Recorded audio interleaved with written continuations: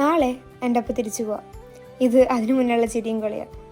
2 വർഷത്തിന് ശേഷം ആളിപ്പോൾ വരുന്നത്, അതും 1 മാസത്തെ ലീവിന്. ആ 1 മാസം ദേ പടയെന്ന് പറഞ്ഞു പോയി. ഞാൻ ഹോസ്റ്റലിലും ഇവർ വീട്ടിലും. ഇടയ്ക്ക് വീക്കെൻഡ്സിൽ മാത്രം ഞാൻ വീട്ടിൽ പോകും.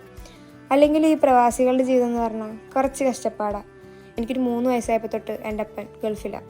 പിന്നെ 1 വർഷം കൂടുമ്പോഴോ 2 വർഷം കൂടുമ്പോഴോ ആണ് ആൾ നിന്ന് നാട്ടിൽ വരുന്നത്. അതും 1 മാസത്തിൻ്റെയോ അല്ലെങ്കിൽ 2 മാസത്തെ ലീവിൻ്റെ.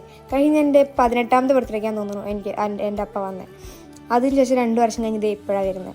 സമയം പോകുന്നു, നമ്മളെല്ലാവരും വളരുന്നു, പല പല സിറ്റുവേഷൻസിലാവുന്നു.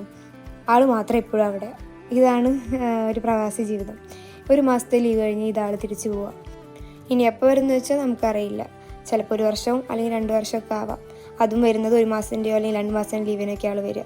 ഇപ്രാവശ്യം 1 മാസത്തിന് ലീവേ കിട്ടിയിട്ടുണ്ടായിരുന്നുള്ളൂ. അപ്പോൾ ഇതൊക്കെ പറയുമ്പോൾ നിങ്ങൾ വിചാരിക്കും ഇതെന്താ പറയുമ്പോൾ വിഷമമില്ലേ. പക്ഷെ ഞാൻ പറഞ്ഞില്ലേ, എൻ്റെ 3 വയസ്സ് തൊട്ടിട്ട് ആളവിടെയാണ്. അപ്പോൾ നമ്മളിതിനോട് യൂസ്ഡായി. പിന്നെ ആൾ വന്നു പോകുമ്പോൾ നമുക്ക് എപ്പോഴും സങ്കടമാണ്. എല്ലാ പ്രാവശ്യവും ഞാൻ ശ്രദ്ധിക്കാറുണ്ട്, ആൾ വന്നു പോകുമ്പോൾ അമ്മ എപ്പോഴും കരയാറുണ്ട്. പക്ഷേ ഇപ്രാവശ്യം ഞാൻ നോക്കിയപ്പോൾ ആ കരച്ചിൽ ഞാൻ കണ്ടില്ല. കാരണം ആൾക്കും ശീലമായി. ആൾ വീട്ടിലൊറ്റയ്ക്കാണ്.